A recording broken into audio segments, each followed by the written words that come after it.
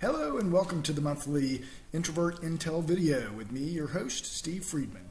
So this month I wanted to cover a topic that's kind of near and dear to my heart in a way, coping with introvert anxiety.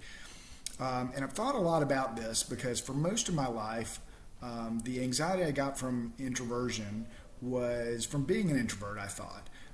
That I just felt that I wasn't normal, that something was awkward or different with me, and so it really broke down my self-esteem and my self-confidence.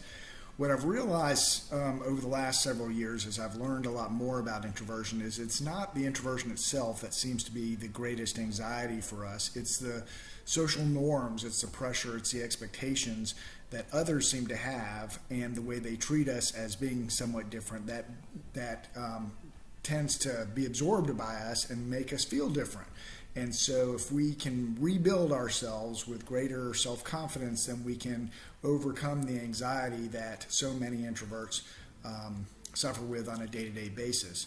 Certainly for me, that has been a large part of my life. I can think back certainly to my teenage years and just the pressure, the social pressure, the feeling of being awkward made me feel really strange. I didn't know how to handle that, and so I oftentimes reached out in odd ways, and even as a teenager found alcohol at a very early age, and had a DUI while I was a teenager, and just things that were clearly not healthy for me. But I really didn't know what I was dealing with, and I didn't know the word introversion, not to mention how to cope with it in a healthy way.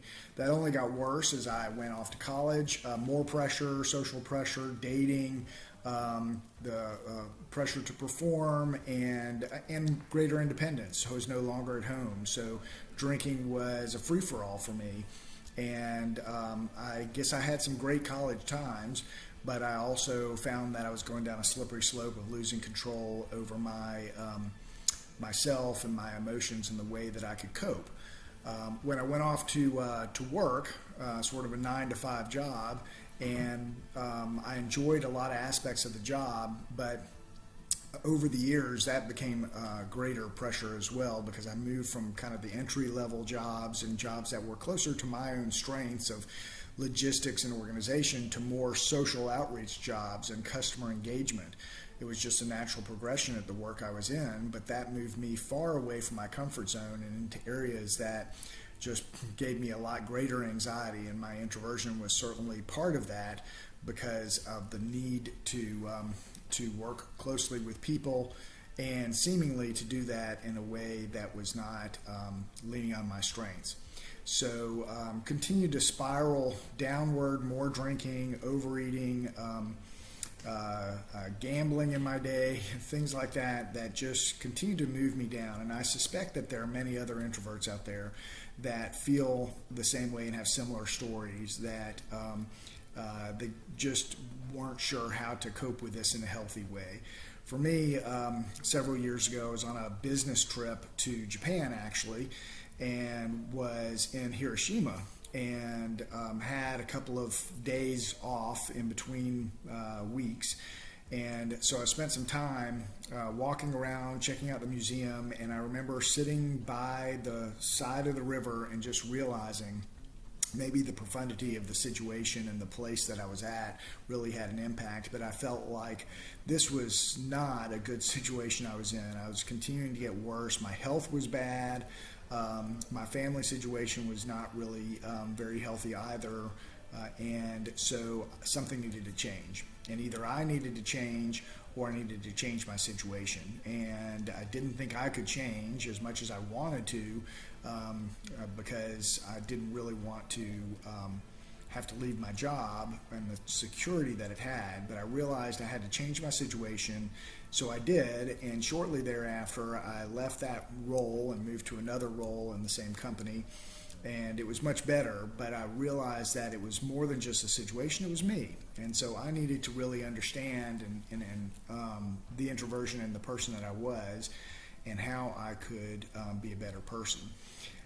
So that was the journey that I was on. I didn't realize it at the time, but it would take me to the place I am at today.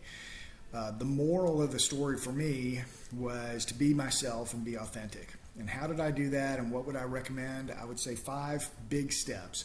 1, learn about introversion. So if you feel like you're an introvert, learn about it. Read some books. Check out our blogs and posts on beyondintroversion.com. Find other resources that you trust and feel comfortable with that will give you information about what introversion is, because many of us, including introverts, don't have a true understanding of what that is. Discover your strengths. So introverts, like extroverts, have strengths. Oftentimes they're very different, but we need to understand what our strengths are. And then thirdly, we need to embrace those strengths and practice them, because those strengths will help us out in the most difficult of situations.